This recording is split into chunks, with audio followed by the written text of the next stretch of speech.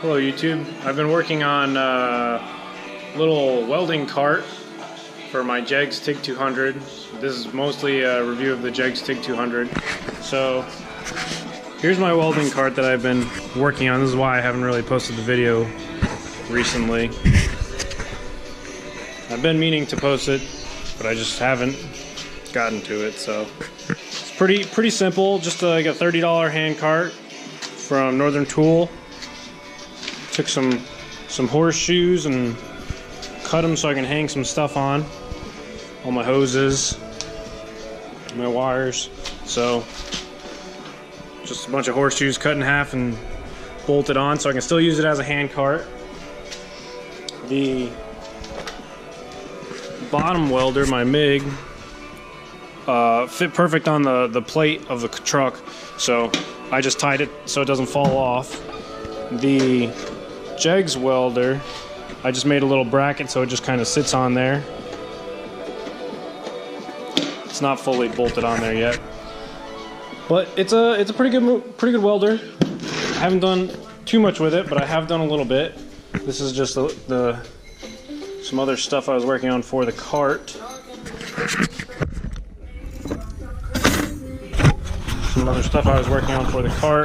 I just welded this piece of flat steel to the end of this pipe just to hold some filler rod. So that's just my little holder, but it's a pretty good welder. I probably wouldn't recommend it if you plan on using it for welding any aluminum, or if you're planning on using it for a long time for anything that's not specifically what you bought it for. Like, I bought it specifically to work on my Mini Cooper. So I'll give you a quick peek. Here's some body panels I'm going to be welding in.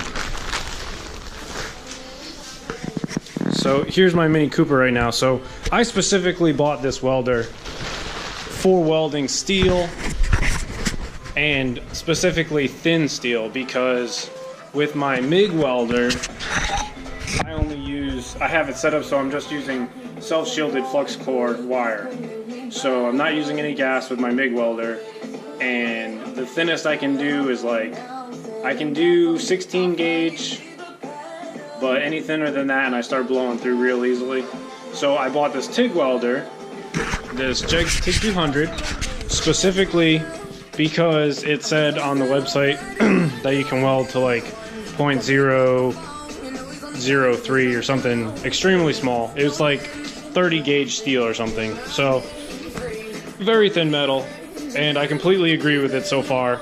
I've taken some old body panels from the Mini that I've cut off and stuff, and like this is some that I tried to do with my MIG welder, and it just sucked. It gets too hot instantly and blows right through. So with the TIG welder, you can get such a fine bubble, so small, and you can keep it so clean. It's so easy. I haven't used it a whole lot. I do like your stinger, or whatever that is called. Awesome how it's real long. The ground could actually be a little bit longer, but that's okay. I think that I like this. It doesn't have a foot pedal or hand valve. It's just this lever. It's on off pretty much.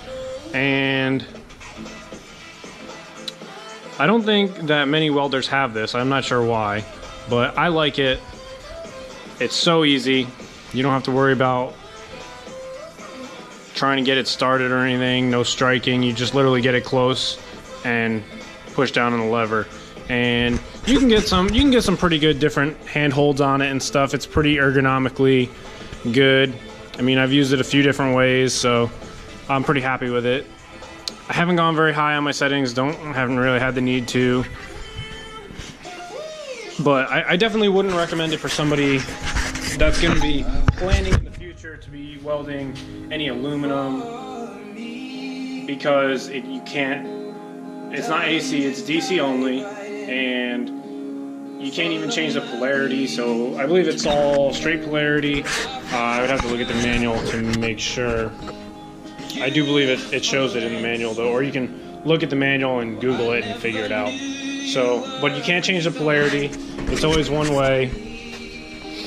But it's a pretty good little welder. I like it a lot. It's very clean. So if you have any questions or anything, go ahead and feel free to ask. For filler rod, I've been using ER70.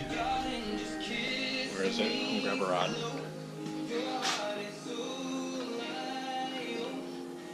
I've either been using 330 seconds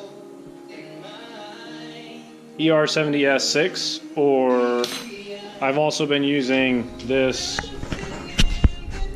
MIG wire, which is just, it's the same thing. It's still ER70S6. It's just so it's a little bit, it's a lot thinner. So what I've been doing actually is I take it and I'll put it in the drill and I'll twist up 2 wires. So it's still pretty thin, but it's good for some small stuff if you just want to add a little bit of metal. So that's it. If you have any questions, please feel free to comment and subscribe. Leave me some good questions or tips or hints, and maybe I'll post some more videos. Thanks.